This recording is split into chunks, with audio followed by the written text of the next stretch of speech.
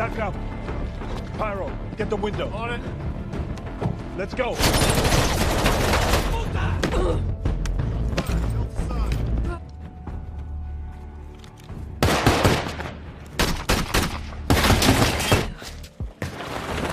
Holy shit.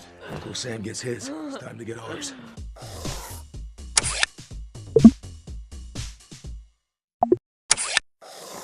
Sensor lock. I'm taking the shot.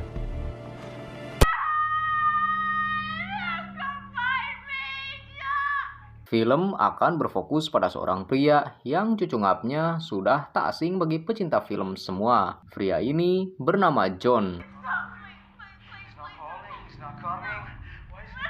Kala itu, John sedang tertunduk lesu dengan rarai pikarunyaannya dikarenakan dirinya telah melihat sang istri disiksa oleh para mafia kartel pengedar narkoboy hingga meninggal dunia.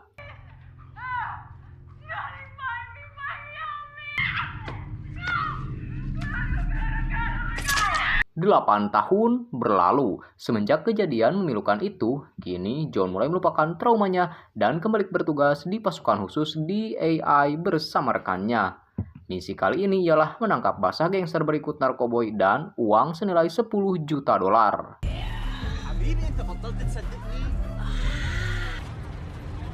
See you out. On the charge. Kantor pusat juga mengirimkan bala bantuan berupa seorang sniper yang udah rebahan dan siap backing dari kejauhan. Tak hanya itu, agen ganda juga telah bersedia dan menyamar di antara para mafia tersebut.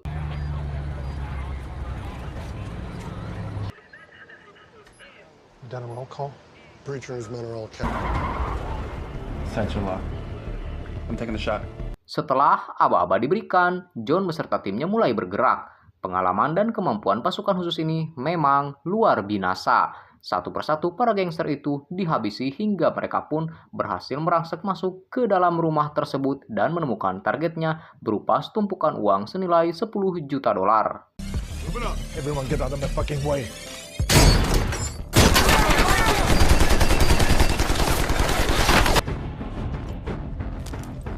Trap up here.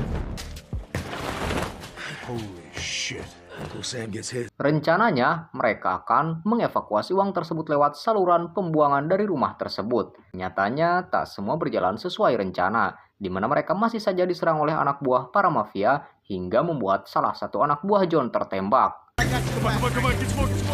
Lizzie, how much money do we got? About 10 million. Smoke, Jennings is down. Son of a Taking bitch. fire. Medical standby, we may have a problem. Parahnya, saat John dan timnya mengecek uang tersebut di saluran air, ternyata uang tersebut udah hilang, yang membuat misi John gagal total dan harus menerima kenyataan harus pulang dengan tangan kosong. Look at the rope. It's been cut. Just check down there. Beberapa hari kemudian, John dan timnya diinterogasi habis-habisan oleh kantor pusat yang mencurigai John ada kaitannya dengan hilangnya uang tersebut. Gerak-gerik John juga terus diawasi oleh 2 agen yang bertugas. Akan tetapi, John santai saja karena merasa tidak pernah melakukan kejahatan yang dituduhkan. Tak hanya itu, dia juga dipindah tugaskan dan kini mengurusi bagian administrasi di kantor. My friend did not die for fucking $10 million. We lost a man. We lost a bro. But you've got a good record with the DEA. None of that matters, right? Beberapa bulan kemudian, angin segar bagi John tiba, di mana atasannya mengabarkan jika John dan timnya telah lepas dari dugaan korupsi uang misi sebelumnya, dan kini mereka dapat beroperasi kembali seperti sebelumnya. I've got nowhere else to stick him. Mind showing some leadership this time? John sangat senang dan riang gembira, langsung mengabarkan berita tersebut pada timnya. Rupanya mereka pun merasakan hal yang sama dengan John dan udah gak sabar gaspol lagi di tim khusus ini.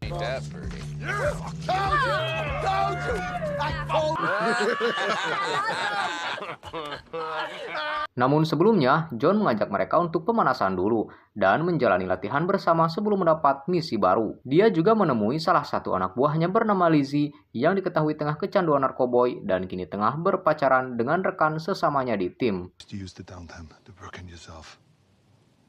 I'm fine. Morning, boss. Singkat cerita, pelatihan pun tiba. Di sini John merasa agak kecewa dengan performa timnya yang kendor dan tak seganas sebelumnya. Meski begitu, dia pun maklum karena udah sekian lama mereka tidak beraksi. Makanya, dia secara perlahan membimbing mereka hingga kemampuannya optimal kembali. What about him? Fuck. Immediately turn and you go for it. That's your responsibility, and you cover that corner. Hurry the fuck You're up. moving too fast. Sweetheart, shut up. How do we do, boss? Good. Good job. Dikarenakan latihan telah usai, mereka pun merayakan kembali tim John dengan berpesta sembari abok di bar. Terlihat jika mereka semua sangat bahagia di pesta tersebut.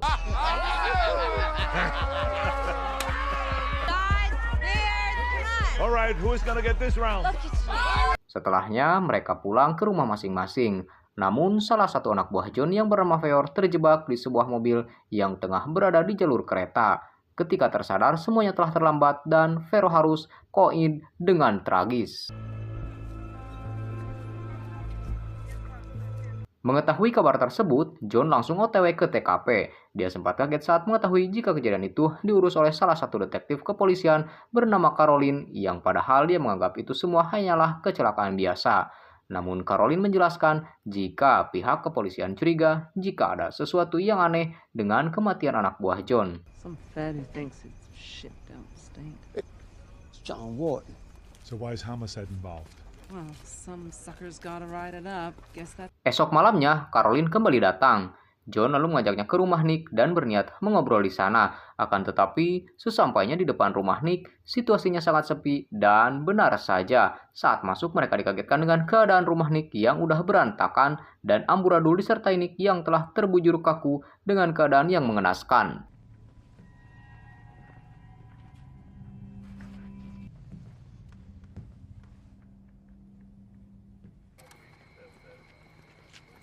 All right, let's cut him down. Faktanya, setelah diperiksa tim forensik kepolisian, mereka menyimpulkan jika Nick telah dibunuh dengan sajam dan ditemukan beberapa petunjuk berupa sidik jari dan sehelai rambut pada mayat Nick. We D up and present a hot target. Like taking showers with...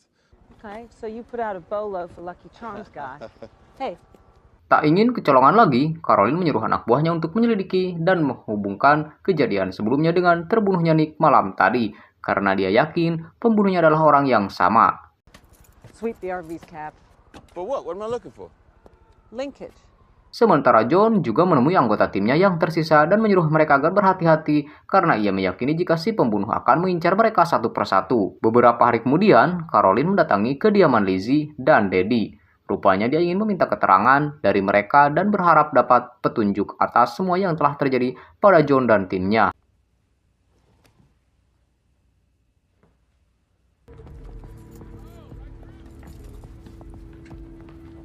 Daddy lalu mengatakan semua yang ia ketahui termasuk kecurigaannya jika dalang dibalik semua adalah seorang bos kartel paling berbahaya dan ditakuti di Meksiko bernama Rios. Ia menambahkan jika Rios tak akan segan-segan untuk menghabisi siapapun yang mengganggu jalannya. Namun di sini, Caroline tak takut dan bahkan langsung mengadakan rapat terbatas dengan petinggi kepolisian. Di sana ia mengatakan kecurigaannya terhadap kaum John dan timnya yang sangat mungkin ada kaitannya dengan Rios dan gengnya. Rios Garza drug trafficking organization. We don't use the term cartel. A beautiful thumbprint we got off the steering column of the RV. It's not the Vicks. Ooh yeah, linkage. Dia lalu meminta hadirin untuk membuka data mengenai si Rios ini. Alih-alih mendukung, para petinggi malah menolak permintaan Caroline itu dan menganggap jika tuduhan Caroline terlalu dini dan tak berdasar. Mendengar hal tersebut, Caroline pun keluar duka muka sesemnya. Thank you for coming in. Have a nice day, y'all. Get in. I need a drink. Malam harinya, John menemui Caroline kembali dan menanyakan padanya apakah dia dan timnya pernah berurusan dengan mafia kartel yang langsung diiyakan John. Dia lalu menceritakan misi terakhirnya bersama tim dan merasakan jika mereka telah dijebak di misi tersebut, bahkan dituduh menjadi tersangka pencurian uang $10 juta. Sampai saat ini pun, dia tidak tahu menahu mengenai siapa dalang di balik kejadian tersebut. Maka dari itu, dia mengajak Caroline bekerja sama untuk membongkar kasus ini hingga ke akar-akarnya. Joins AA the week after she disappears. He profiles too. Thinks you did. So does the Rios Garza cartel. Why do you think they're killing your guys? It's beautiful. Watch out for booby traps. Mereka memutuskan untuk menemui anggota tim John yang lain bernama Tripod. Di kediamannya, Tripod yang lagi sibuk modif mobilnya tiba-tiba dikepung sekelompok orang bersenjata. Alhasil baku tembak pun tak terelakkan. Sayangnya, lagi-lagi John dan Caroline terlambat karena begitu mereka sampai, Tripod udah keburu meninggal dan tergeletak di lantai.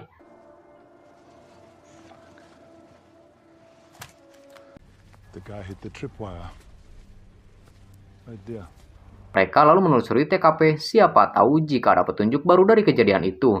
Hingga mereka menemukan salah satu penyerangan yang berhasil dihabisi Tripod sebelumnya. Di situ John meyakini jika mereka adalah sekelompok sindikat mafia yang telah disewa oleh dalang kasus ini, yang terlihat dari tato tengkorak di tangannya. What's that? They're world-class assholes. Hey! How you feeling?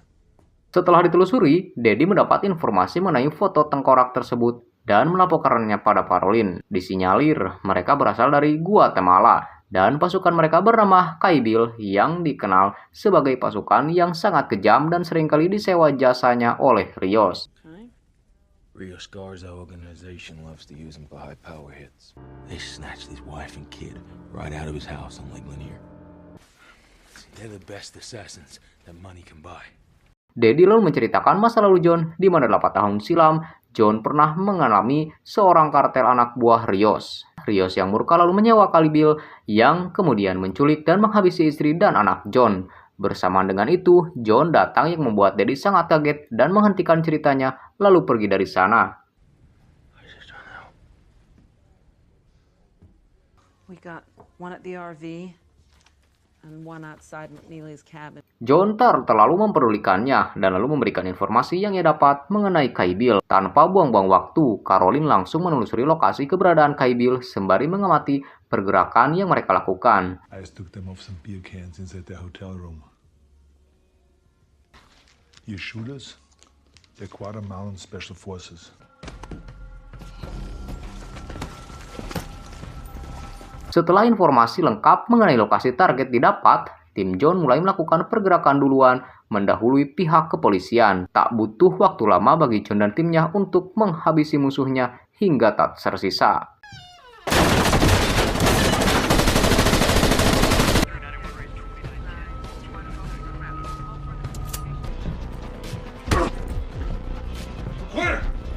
Sayangnya, orang-orang di sana ternyata bukanlah Kaibil, melainkan hanya mafia anak buah Rios.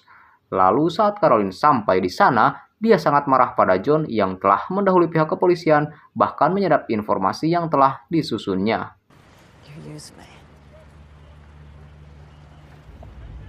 What the hell? Jesus Christ! Stay back, son. Turn around. Di hari kemudian, pihak kepolisian termasuk Caroline digegerkan dengan penemuan mayat anggota Kaibil di sungai oleh nelayan. Sontak, dia pun menyadari sesuatu yang janggal dari semua ini dan menyimpulkan jika ada pihak lain yang telah menghabisi anggota Kaibil yang bertujuan untuk mengadu dombakan pihak kepolisian dengan tim John. It's the guys that we think is... They've been dead more than a week.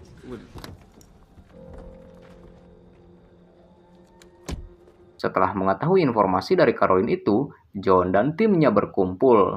Perpecahan pun terjadi di antara mereka, rasa saling curiga dan tak percaya menghantui pikiran mereka masing-masing.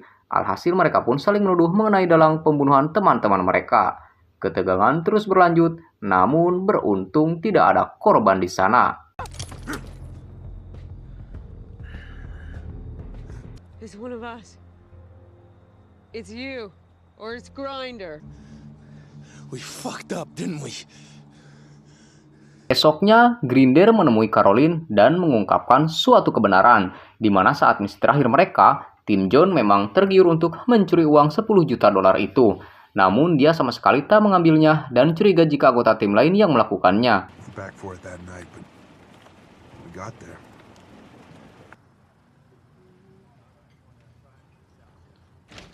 Caroline dan Grinder lalu menemui John di sebuah kafe. Namun saat hendak berkata yang sejujurnya pada John, tiba-tiba dia ditembak jatuh oleh seseorang yang ternyata itu adalah Sugar dan Lizzie. Untungnya, salah seorang petugas kepolisian melihat Lizzie dan melaporkannya pada Caroline dan John. Di sini, John sangat kecewa dan tak habis pikir bisa-bisanya anak buahnya menusuk dia dari belakang dan tega membunuh rekannya sendiri. You say blackmail? Yes, sir. Red vehicle? Do you think that he loves you?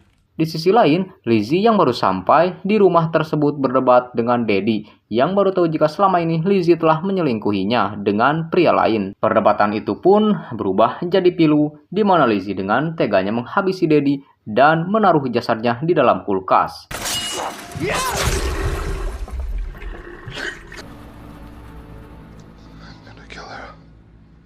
Saat ditemukan oleh John dan Caroline, di sini John semakin murka atas kebiadaban Lizzie. John pun berjanji akan menghabisi Lizzie demi para anak buahnya yang telah meninggal dunia. Lalu saat hendak mengejar Lizzie, dia malah ditelepon olehnya dan di percakapan itu Lizzie mengajak John untuk berbicara di tempat yang telah ia tentukan.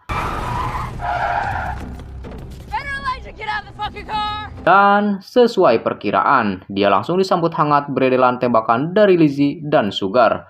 Beruntung John masih selamat berkat rompi anti peluru yang dipakainya. Mengetahui gagal menghabisi John, Sugar dan Lizzie kabur dengan mobil yang kemudian dikejar oleh John hingga akhirnya mobil Lizzie dan Sugar kecelakaan yang menyebabkan Sugar meninggal di tempat. Sementara Lizzie kini tengah sekarat. Drop the weapon, Lizzie!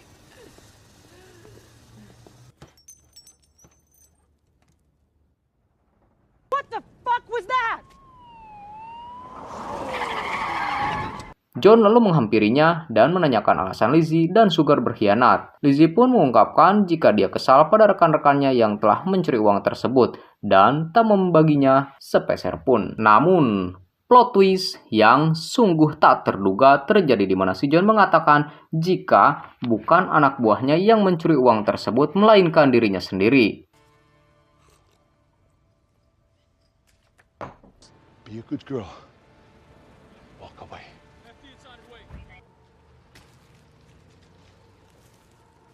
Alasannya tak lain ialah ia membutuhkan uang tersebut untuk menyuap para pejabat di Meksiko untuk menelusuri dan mencari tahu dalang di balik pembunuhan anak buah berikut istrinya 8 tahun silam. Nyatanya, dendam kesumat John belumlah padam dan dia masih ingin menuntut balas pada orang-orang yang telah menghancurkan keluarganya.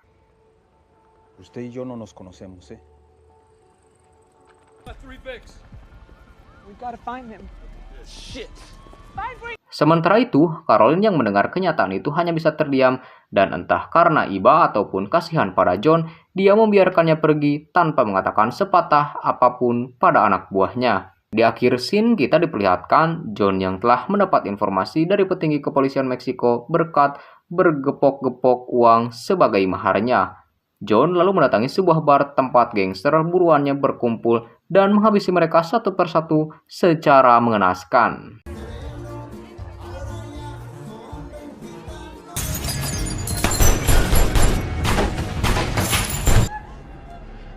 Your wife, I was the last to have her.